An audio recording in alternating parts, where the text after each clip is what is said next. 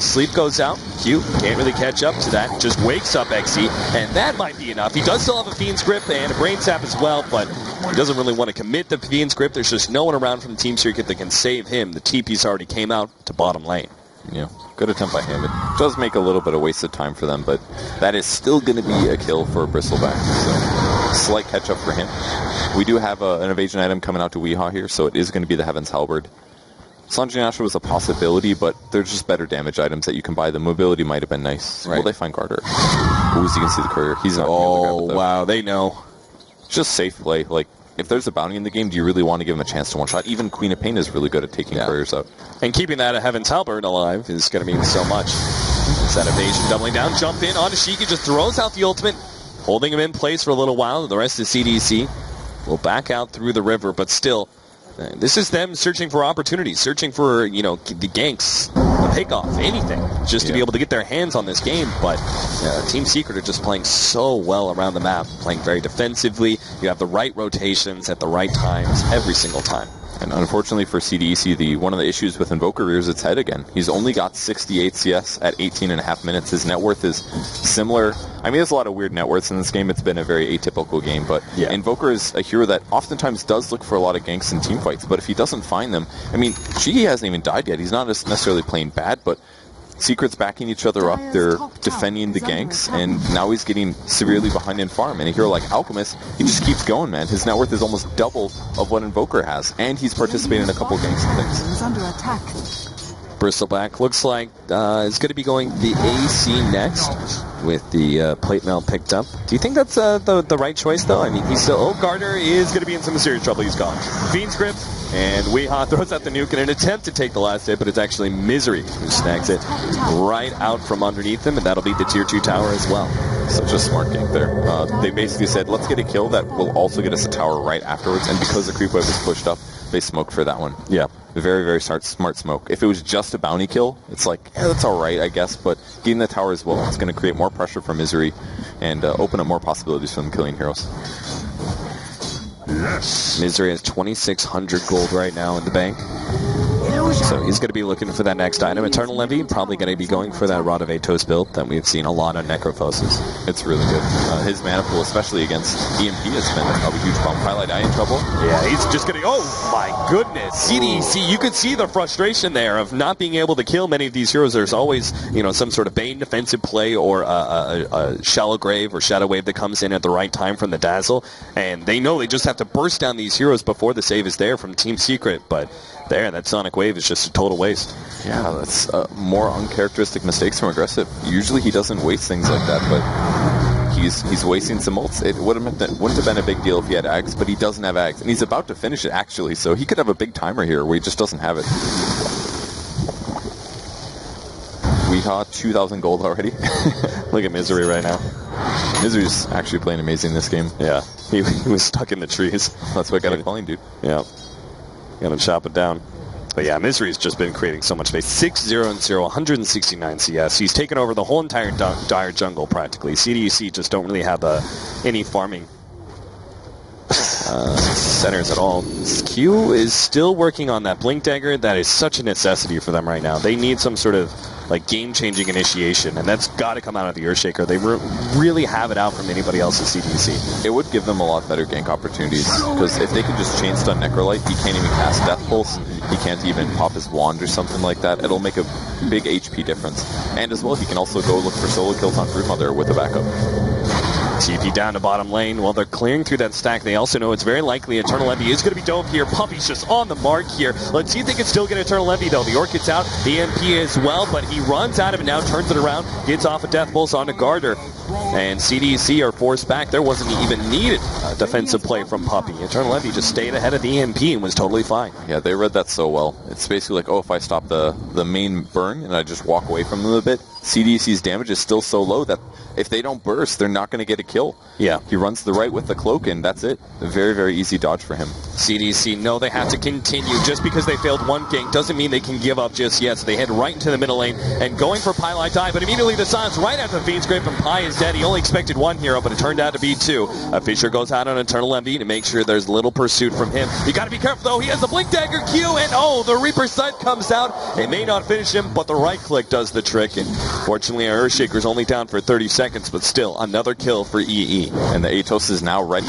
Even heroes like Bristleback are going to have an awful time trying to get damage in because they're just constantly going to be slowed by that item.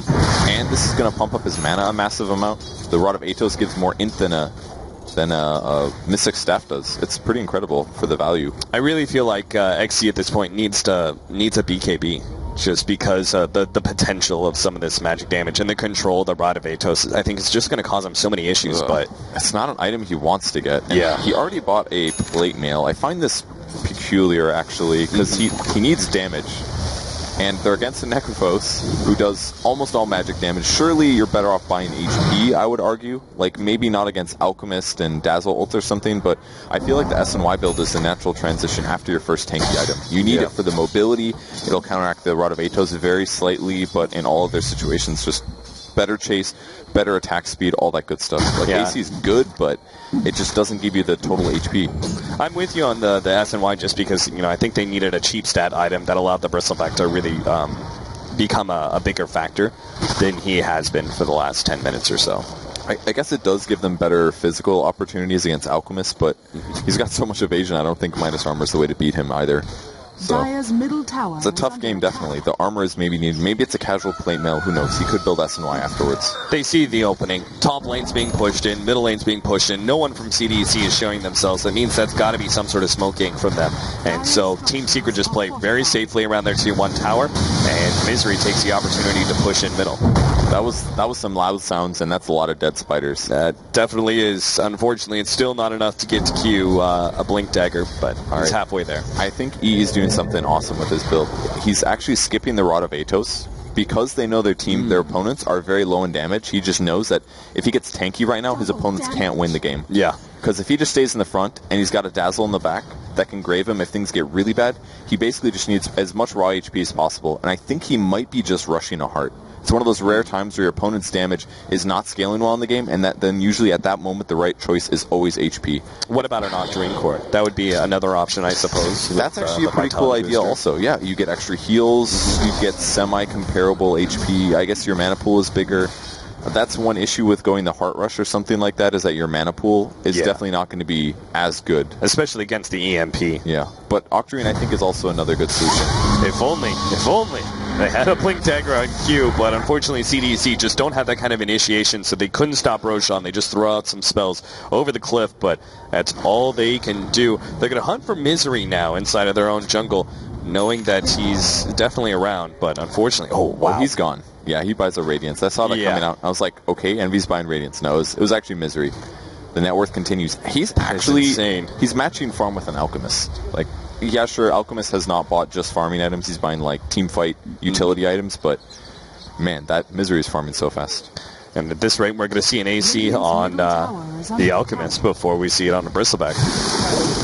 Shiki is trying to set up for this kill on a... Oh, what is happening? Team Secret just know every step of the way what's going on. CDC are running low on smoke, so they were spotted out by this ward, but all this vision, I mean, the analysts were talking about it. It's a vision game through and through, and Team Secret are showing why superior vision allows them just to be able to outstep their opponents.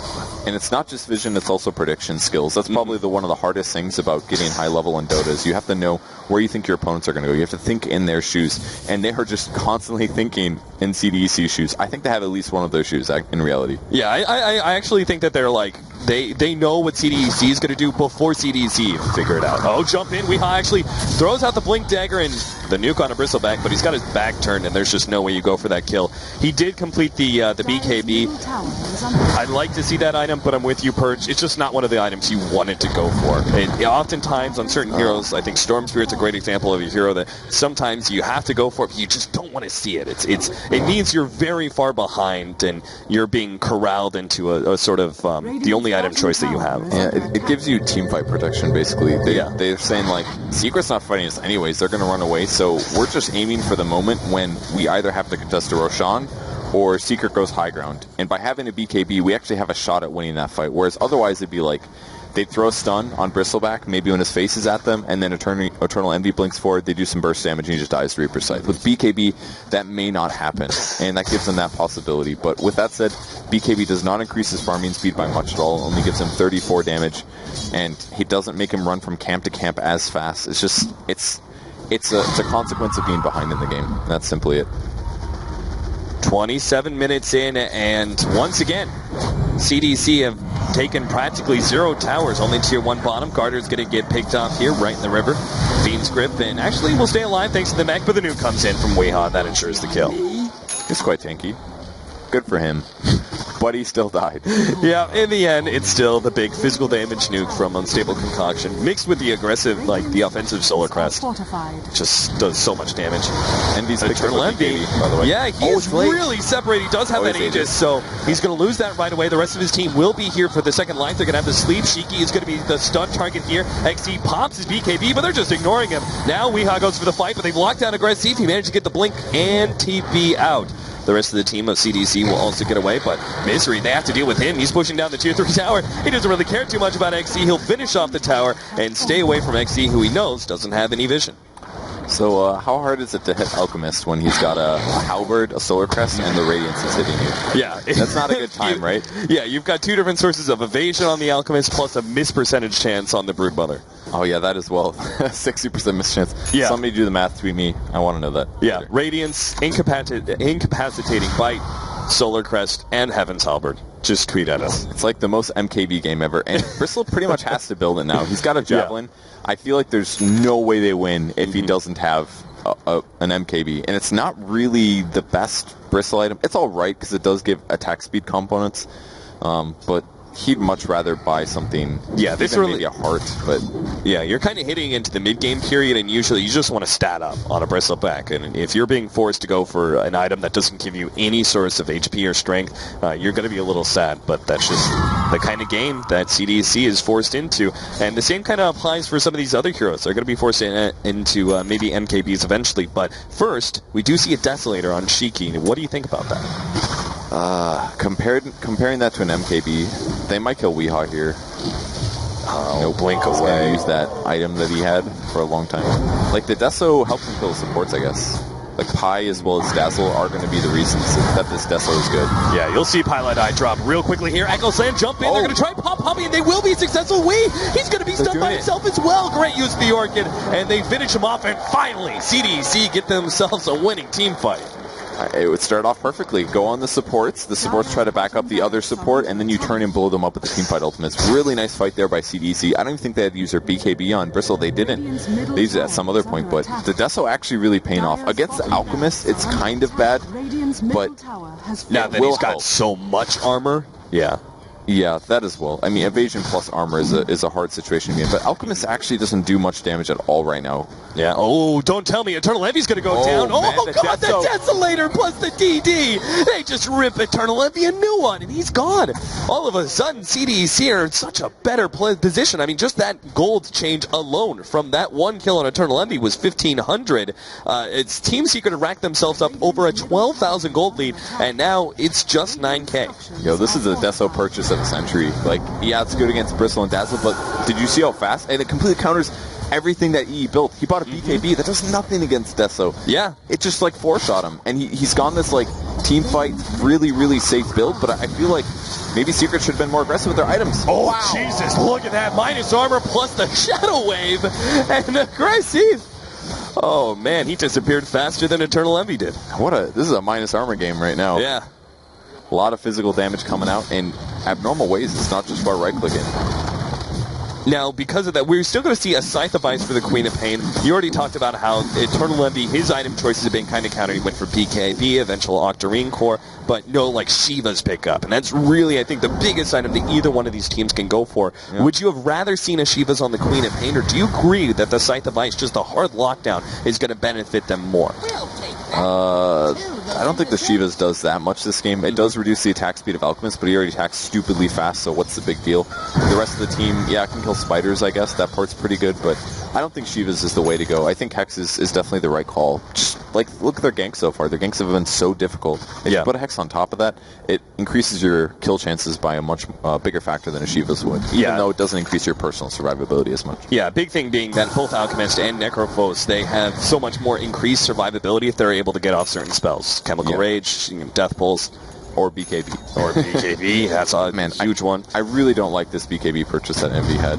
I feel like he should have just gone for Atos or something else. Some int item. He would have farmed faster. Like, he's been hard countered by the Deso. I don't think he expected any major minus armor coming out of CDC. That was just a really nice play from Shiki to buy that. It helps so much here. And it puts one of Secret's cores in a bad place. Maybe it's not great against Alchemist, but against Necro, it's definitely a problem. And I also feel like Weehaw's build hasn't accomplished much either.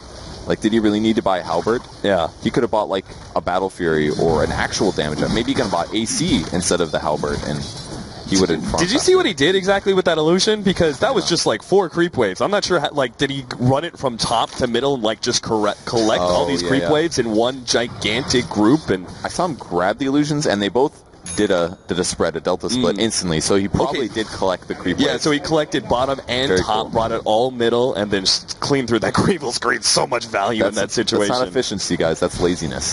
It's like, I don't want to walk far for these creeps. I'll let my peons handle this. Because of that gold lead that Team Secret did lose. That's now still about a 7,000 gold lead. They'll start creeping back up if CDCs are not finding kills. And there's the magic. Aghanim Scepter now up on Necrophos. He's got way more HP than he had previously. Oh, okay. He's got a little bit more armor. There is a Vlad's in the game as well. It's been a misery this whole time, but obviously he needs to be in the area to protect against that Desolator. Any other Ags that we're missing? I have not seen. Nope, that's the only one. Poor Weehaw. Misery running around. We've got a Manta now in the Broodmother. What do you think Necrolites or Necrophos is building with this